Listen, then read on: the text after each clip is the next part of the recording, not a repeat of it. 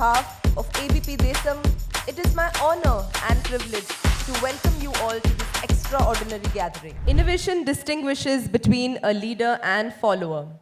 He is leading the way in edtech with bold ideas that are bridging gaps and building futures. With this, may I now request our next guest onto the stage, who's replacing textbooks with virtual experiences. Please put your hands together and welcome Naresh Vattikuti, Managing Director, Ekalashala. I would also like to invite Sharon on stage to have a conversation and interact, understand more about this topic.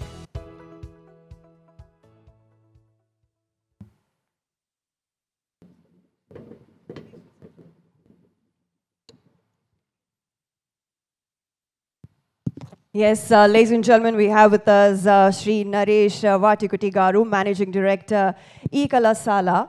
Sir, welcome to ABP Desam Smart Ed Conclave 2025. Thank you. Thank you. So, sir, as students, we've all witnessed that during COVID time especially, the traditional learning shifted to online learning. And now we've taken it to the next level, wherein we are bringing in VR, AR technologies. So my question to you would be, how has Ekalasala's approach to online education transformed the traditional learning experience for the students? Definitely. To answer this question, at least I need 5 minutes time, because the approach we taken in Ekalashala, we heard about in industry, we heard about Industry 4.0, how the industry evaluates from 1.0 to 2.0, 2.0 to 3.0. Now we are in 4.0. So the first evaluation from 1.0 to 2.0, it took around 90 years. After that, 70 years. Now the last change took just 50 years. So the same way education also evaluate from, but no one has defined education 1.0, 2.0, but we defined, now we are in education 4.0. So our approach is the way we learn things when you are a student and after finishing. So we want to bring, the concept of Ekalashala is bringing all the needs of a student at one place. The way we need to learn academic, the way we need to learn competitive, the way we need to learn skill, they are not same. People think all these three are same. I'll explain with a simple example. I think everyone, with a simple example, why I say it, everyone should understand. So in 10th class, most of we attempt one question in mathematics, inverse of a matrix. If you want to find inverse of a matrix, we have a 5 steps. First determinant, then adjoint, coefficient, adj by det A will give you inverse of a matrix. Whether the teacher who is teaching in a corporate school or a government school or any other school, so the methodology is same and the steps are fixed. If you write these 5 steps in the exam, you will get 5 marks. This is academic way of preparation. If suppose I have given 1, 2, 3, 4 element matrix, I ask you to find the inverse of a matrix. The academic way is first you will find the determinant, then adjoint, then coefficient, then inverse. So if you write 5 steps, you will get 5 marks. If you write 4 steps, you will get 4 marks. This is fixed in academic way of preparation. Same question, I'll put it in a competitive way. So same question 1, 2, 3, 4 I have given and ask you to find the inverse. I have given 4 options. Now here is in the academic way, you spend 5 minutes to write this answer. But in the competitive exam, they'll give you less than a minute. If you approach the same way in academic way, if you try to solve the same problem in competitive way, so you need to spend 5 minutes. You have less than 1 minute. So here the idea is, if you observe the options, the 4 options, there will be only one element will be different, other 3 elements will be same. So here the concept is you need to find inverse for that different element, not for the whole matrix. So this is competitive way of preparation. If suppose same problem I am putting in a skill-based way, how the problem will be. Suppose 1, 2, 3, 4 matrix I have given to you, ask you to find the inverse. You have to find the determinant, adjoint, coefficient and inverse. By the time I said, by the time you are writing the result, I said, instead of 1, 2, 3, 4, you take 5, 6, 7, 8. What you need to do?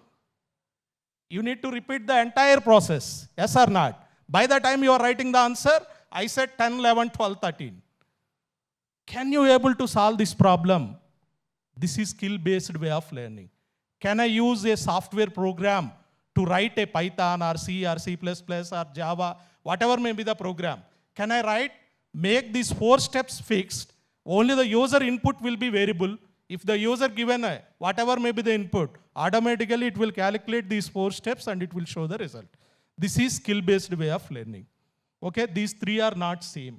So the concept of Ekalashala is academic way, already colleges, they are taking care of it. So what student is missing exactly? This competitive way of preparation and skill-based way of preparation. So Ekalashala focus on this skill-based and competitive way. And at Ekalashala 1.0, what we done? We have taken a video lectures. So we want to replace the traditional way of learning into online. The reason is, especially in the higher education part, whether the competitive exam or skill-based training center, it is located far away from your college. If you need to travel from here to the college daily, it's not possible practically. And you want to give a physical training, even you bring the lecturer to the college and you want to give a physical training to the students, that is also not so easy, because the career path chosen by the student may be different for different students within the classroom. We have a 60 students. So what we took another problem is, what are the various career options available in a classroom, for especially in the higher education. We are not into the school education at all. After 12th, we concentrated. If you take any student, let us, for example, BTech student. After finishing his BTech, one option, he can go for higher education. Second option, job. Third option, suppose he didn't complete, unable to pass in exams, he need to get it clear and get the certificate. These 3 only the options. If you take the first option, higher education, within India, premier institutes like NIT and IIT, we need to appear for GATE. Outside India, GRE, TOEFL, IELTS. So Ekalashala covers all these GATE, GRE, TOEFL, IELTS in the form of video and online test series and ebook. We want to just exactly how the physical training is there, same way we want to present. And suppose student is not interested in the higher education, he want to go for the job. So again, job, we have 2 options, government sector job, private sector job. In the government sector job, people will test your competitive skills. So we covered all the banking sector, SSC, RRB, everything we covered. If suppose private sector will test your skills, not the competitive way. So in the private sector jobs, we have IT and we have non-IT. We covered IT, non-IT like ECE, EEE, mechanical and civil. We bring all these career needs into one platform called Ekalashala. So that's how our journey starts. And at Ekalashala 1.0, just like a traditional teaching, so we also come up and replaces the traditional way of learning into online education. And we have nearly 3,500 hours of video lectures on our platform, especially on higher education. So this is Ekalashala journey. Thank you, sir, for explaining so beautifully what Ekalashala is all about. Sir, now that you have told us about, how you have made the modules, like you said, 1.0, 2.0, moving towards 4.0 as well. Apart from that, you definitely must have faced challenges while you're transitioning from the conventional style to online. So what are these challenges that you have faced, and how are, Ekalashala dealing with the challenges? The first challenge we faced, lot of resistance from the people. When we say video, people feel, so no, it cannot replace a lecturer with a video. So this is the first resistance we got. And when we say video, people will immediately compare with YouTube. How Ekalashala different from YouTube? How Ekalashala different from any online platform like Udemy, edX, or any other platform? So then we come back and we rework, and what are the real challenges we are facing in the market when we approach the market. We work it out. When we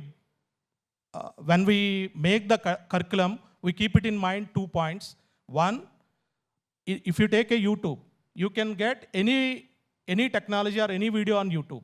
But the difficulty is, the guy who is teaching on YouTube, he teaches what he knows.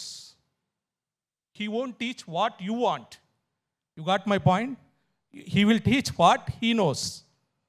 So here, that we understand. So our audience is BTech or degree students, and we assume their knowledge is zero. We want to teach from zero. If you take a C language, for easy understanding, I'm talking about C. So the point where we start our curriculum is, why the C language is named as C? Before C, there is A language is there. Very few people knows this question, this answer also. Before C, we have A language and B language. So this is how we start. And how it is different from other technologies. C is different from other.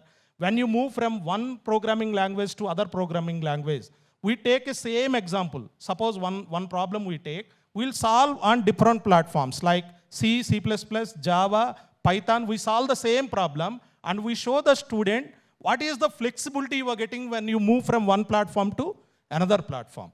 That also will explain them with examples. And the curriculum what we made, it will cover from 0 till the advanced level. We made the curriculum into 6 parts. The first one is basics of whether it's a modeling software or it's a programming software. First we'll cover the basics.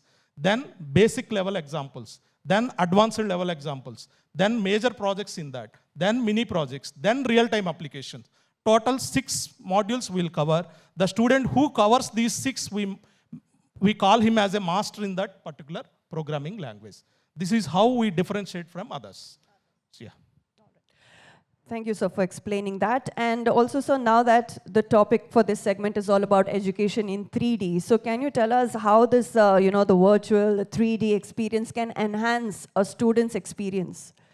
Definitely. So being in technical education, especially this 3D, we focus in the higher education and especially in engineering. So not only IT very few, but coming to the ECE, EEE or mechanical and civil, we concentrated much. So the concept which we learn in classroom, suppose the faculty is explaining about IC engine. We can't imagine how the engine looks like and what are the parts inside. If you want to do, you need to go to the vehicle, some vehicle, you need to dismantle that engine and you need to watch. But what we want to bring, instead of going from the classroom to the lab or to garage, we want to bring the garage or lab into the classroom. That's how our journey starts in the 3D. So right now, we build almost nearly 15,000 3D models in the field of engineering. So almost all the engineering streams, we build the 3D models, and especially in the 3D also. So the concept of virtual lab is different, virtual reality is different, augmented reality is different. So we covered virtual reality, virtual lab, and augmented reality. I'll show you with an example also. That was my next question. If you can give us examples of how the interactive... So, yeah, definitely. How this virtual lab helps the student. So for simple understanding, I'll show you a simple example of Ohm's law. So we heard about Ohm's law. In a Ohm's law, when you increase the voltage, current will increase in the same proportion. You want to conduct this experiment, you need to go to the lab, you must have a power supply, and you must have a resistor, voltmeter, ammeter, and you need to conduct the experiment. Now you want to conduct the same and to get the same feel in 3D, so we made virtual lab. I'll show you the demo.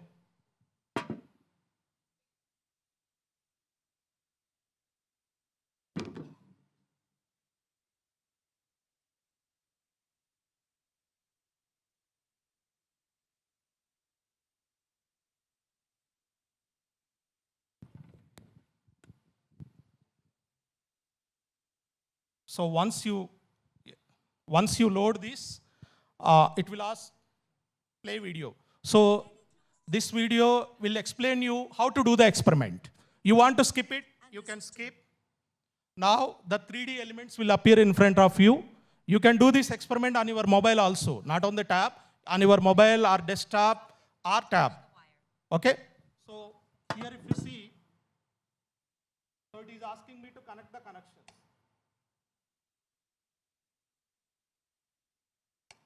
How to connect, I already shown in the video. Excellent. So if you connect properly, it will say excellent, you correct properly. If you have done wrong connection, it will advise you this is wrong connection. You need to connect back again. So you can connect all the connections here and you can do the experiment also. saying wrong connection. So you can connect and you can vary the voltage here, and correspondingly current, how the current is varying also, we can experiment, and you can tablet here, you draw the graph also on here itself. You need not to have a separate workbook to do this. So everything we done through virtual experience. So you can feel, so the beauty of virtual reality is, suppose you want to test it with different resistors and different values and different voltages, you can do it virtually. It's not possible practically, because you want to conduct that, you must have those kind of practical equipments available there. But here you can do that. So this is the experience of virtual lab. So like this, we conduct almost all the labs we brought into virtual reality. So student can conduct this experiment on his mobile itself. He need not to travel to the place. So this is first virtual reality. Yeah. All right. So moving forward to the next question, which is the assessment tools that are integrated in your platform to monitor and support the students progress effectively. So can you please highlight on these assessment tools? Yeah, definitely. So the learning management system which we develop, so it contains nearly 9 elements in our LMS. The first one is video, second one is ebook, third one is, it's a topic-wise quiz. When you complete one video, so it will ask to attempt for the quiz. So if you are able to get more than 30 marks, 30% of the marks in that quiz, then only the second video will appear and you can attempt the test. Otherwise, you have to go through the video again. So this is topic-wise quiz. Once you complete the section, we'll put section-wise quiz. Once you complete that quiz and you pass at least with 30% marks, then you can complete the chapter. Then we have a chapter-wise quiz. Once you complete the chapters, you have a subject-wise quiz. So once you complete all this, you can able to download your e-certificate. And coming to the monitoring, so we monitor your hours spent on the video.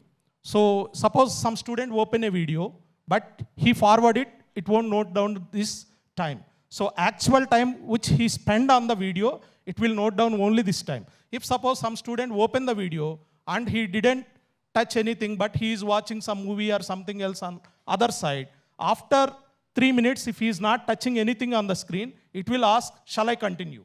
He has to press, then only it will go for the next session.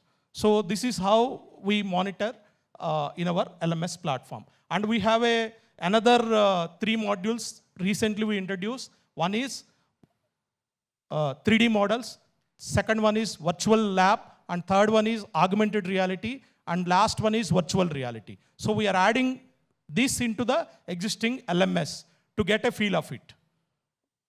All right, and I think the next question will be very, very important and crucial for all the students here, because we all look forward to upgrading our skills for the job opportunities in the market, especially when it comes to engineering field, technology field.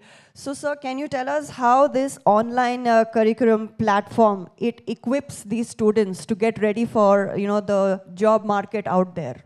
Definitely. So here, it's to upgrade the skills. Every year, we have seen 2 times our software version is changing. But still, our textbooks, every 4 years or 5 years, they are upgrading the syllabus. So whatever we are studying in our textbook right now, it is some 15 to 20 year back technology which we use. But we have to upgrade ourselves every day by day, and we have to get the equip and co-align with the industry. Otherwise, we'll be far away from the present industry. So now, coming to the students, so whatever the topic they're learning in academically, we need to think in a mindset that, can I able to apply my software skills to this academic problem? Take a simple example. You take some machine is there, you solve some problem. Can I apply my Python program to write a code and to solve this problem? So, or to draw some graph is there. Can I use some technology, programming technology, and can I draw this? If suppose some equipment is there, suppose he is a mechanical engineer, can I model this equipment using this software?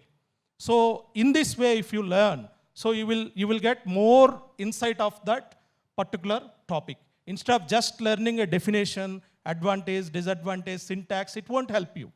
So we need to solve a real-time problem. Now recently we come up with a plan called Engineering for Society. The concept of Engineering for Society is we want to involve the engineering students into their local village problem. We took some engineering problem, local problem. Can I apply my engineering skills to solve this issue? So on this, we are right now working. So just not data, we are making sure that they go on field and experience it as well. All right. And with that, now we're coming to the very important aspect of VR, AR technologies. So can you tell us how these technologies being integrated into mainstream education to replace the conventional textbooks? Definitely. So now I'll show you augmented reality. So now the textbooks, suppose you are studying about IC engine or battery. So we'll give a QR scanner code there. If you scan it, it will appear in front of you. So I'll show you this.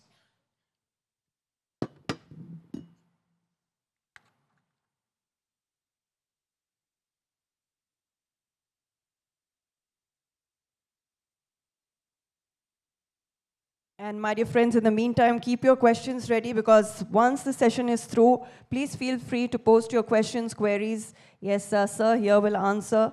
And till then, I think you can brainstorm and come up with as many creative, intellectual, informative questions that you'd like to ask.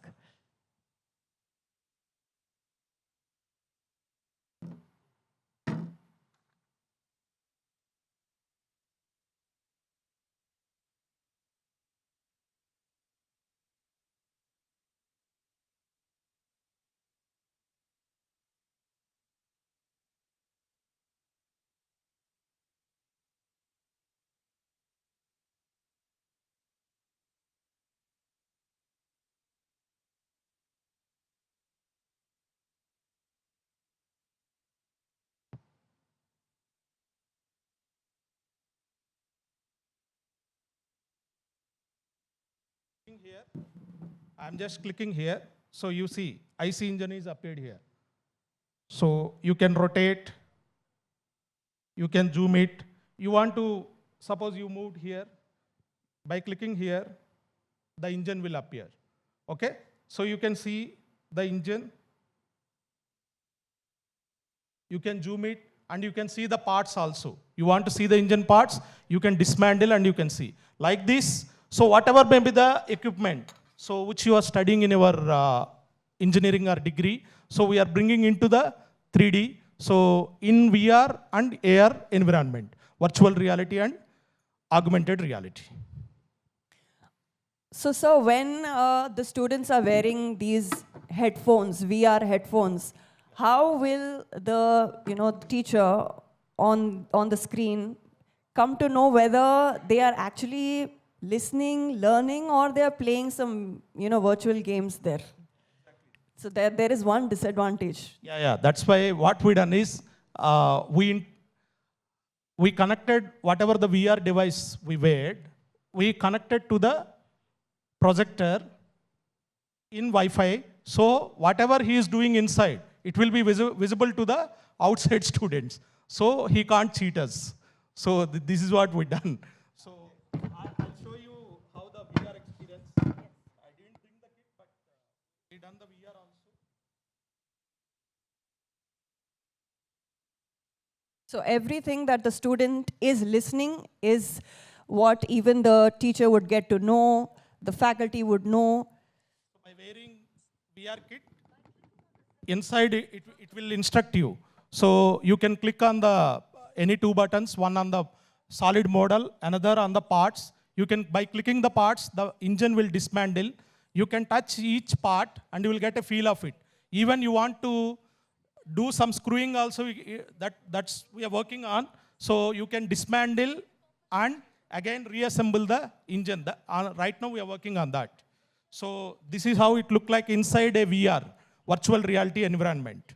So student will really feel it's a lab environment. You are standing here, by wearing this kit, you feel you are sitting in a lab. so engine lab, and you are connecting really. So previously we used this VR technology for the gaming. What we thought is we want to bring that into the education. That's how our journey starts. That was indeed my next question, sir, about the virtual labs. So thank you so much for sharing the insights with us. Now, finally, the last question, sir. Now that we have noticed that there is so much of dependence on technology, so can you tell us that if there is any risk of over-dependence on immersive tech, and how we can balance the traditional style and the virtual methods effectively? Excellent question, ma'am, because we should teach the student this point first. Technology is very advanced, but we should learn from the basic. We should not miss our basics. If suppose you are writing one program, what people will do, they will use lot of existing commands, inside commands. Suppose determinant is there. People will use directly DET command. DET command is there, it will automatically find the determinant. The way we teach them is, don't use any inbuilt functions. You write the program line by line, then you learn. You can use the technology when you are working in the industry, not in the academic institute. So when they are as a student, what I always suggest them is, write from the scratch. Then you will learn lot of things. So our student journey will also start when he starts thinking. When he will think, when he has a problem. So that problem has to be given by a good professor. So luckily, being an IITian graduate from IIT Bombay, my professor has given a very good problem. When you have a good problem, if you solve it, it will become a good solution, definitely. So the problem which has given to me, my professor, it's related to washing machine. So the problem which he explained, the way is, he called to his cabin, okay, I am taking you under me for the project. So the project I am giving to you is, right now we have two kinds of washing machines. One is front loaded, another is top loaded. So in the top loaded or front loaded washing machine, what they'll do, they'll use a small motor, and to the motor they will connect one belt. So the belt will be connected to the tub. So tub side the radius is very high, on the motor shaft side the radius is very small. Inner rotor motor is used, and the machine is transferring the energy. Here in this belt, nearly 30% of energy is losing. Can you find a solution for this problem? Then we come up with a solution called outer rotor machine. Normally motor, the rotor will rotate inside. What we make? We made rotor outside, stator inside, and we attach this rotor to the tub directly. So there is no energy loss at all. So this is how we come up, and I got a patent also. That patent Crompton Greaves has purchased from IIT Bombay. Yeah. We should clap to that, ladies and gentlemen. Indeed, that was an intelligent idea. And thank you so much, sir, for joining us here today. And thank you once again for sharing your valuable thoughts with us. And now I would keep the floor open for the audience here for any question answers. Like I said, if you the topic has been so interesting. It's all about AR, VR. You know, this is the next gen. This is all about AI. So anybody who would like to post any queries, questions regarding online education with AR, VR technologies, please feel free to post your questions. Yes. We have, can we please offer him a mic? Please introduce yourself and post your question. Okay, I'm Amitesh Pandit. I'm from KL Aziznagar. Okay, so my question is basically your company, Ekalashala, does AR and VR technology in the education sector, right? I've seen the implementation right now. It looks really nice. But how long do you think it will take for it to come to the larger scale? Yeah, very good question. So actually, Ekalashala, we are not doing private marketing at all. Okay. We are working only with the government. Okay. And we done nearly, in the past 2 years, we done nearly 1 lakh students skill training with government of Telangana. So we are right now, we are planning to work only with the governments. And in the next upcoming project, right now we are working on skill lab.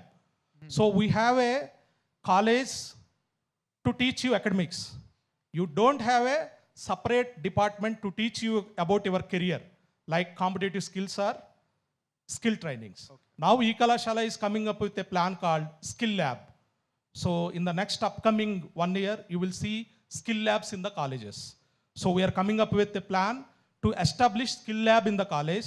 Right now we have 200 plus courses with us.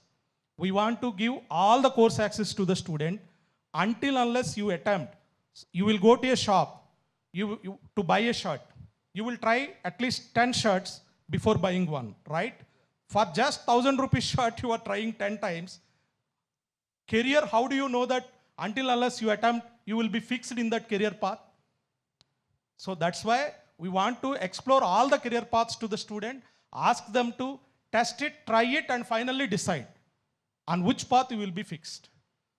Yeah, definitely. In the next upcoming 1 year, we are going to launch our skill lab in most of the engineering colleges. Yeah. Thank you. I hope that answered your question. Yes, anybody sitting in the, okay, we have somebody here. Please do introduce yourself and post your question. Good morning, sir. Yeah. I'm Bhuvnesh and I'm from KL University. Yeah. So basically, we also had other speakers today. And earlier, one of the sir who actually worked in the education sector and ministry, the first talk which we received as listeners today, he actually mentioned that as students, when we actually go for the fundamental concepts or the basic concepts, it's more better in the conventional way and the physical mode of education first. And then later you can improvise it with the online methods. Okay. So, well, you were speaking about this topic. Yes, You yes. mentioned that even a student with zero prior knowledge can actually, online mode is more effective. Yeah. So, as a listener, we slightly face two conflicting statements on the same page. So, we would want to know your view on that. Yeah, exactly. So the way how we build our online education system, that plays a role here.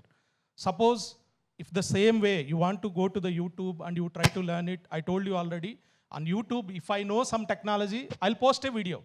But I don't know the end user requirement. I'll post that video. Whether it's useful for you or not, I don't know. But when we are making the video, we assume student knowledge is zero. Suppose you take one programming video. Suppose to find average of a number, user given some 4 numbers. To find the average of a number, I ask you to write a Python program. You go to YouTube, you will find some videos. After watching our video, when you start the video, first we'll define the statement, problem statement, what exactly the problem statement. And as a Raman, suppose I am a mechanical engineer, but I want to solve a programming language. I don't know anything about it. But on paper, I can solve this problem. But on program, I can't. So the approach what we use is, first you solve on the paper. What you'll do, first the step we have written, accept the input from the user. This is the first step, right? Second step, we need to add all the 4 numbers. Third step, we need to divide by number of numbers you entered. And fifth step, display the result. These are the 5 steps, you know, as any engineer can write these.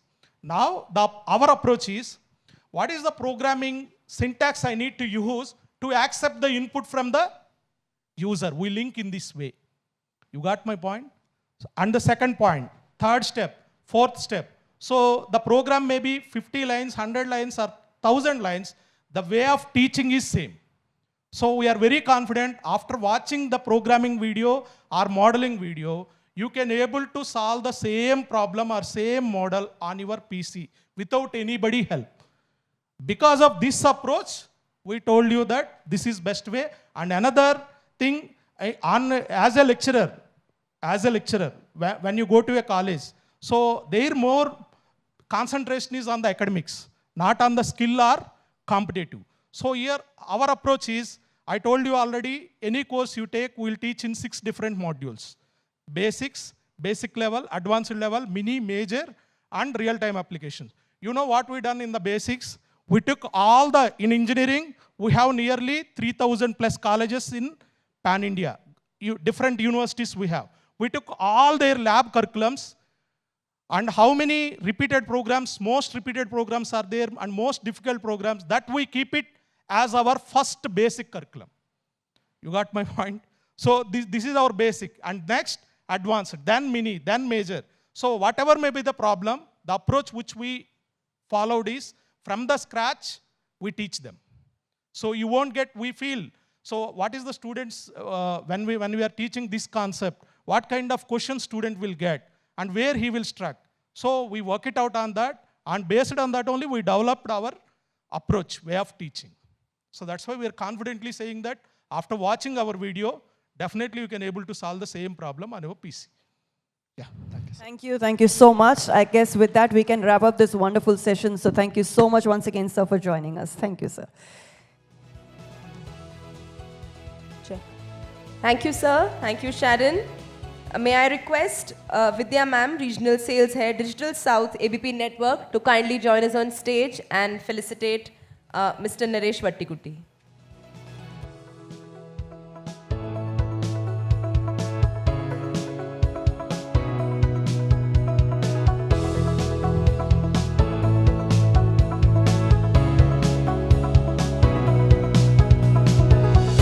Ladies and gentlemen, please give him a huge round of applause. A very interesting conversations on virtual experiences and textbooks together.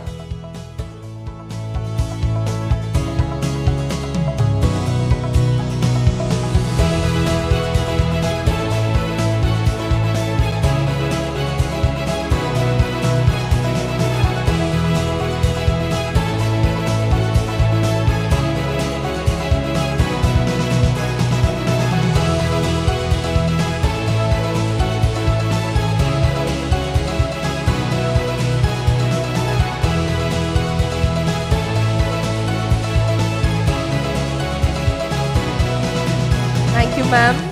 Thank you, sir.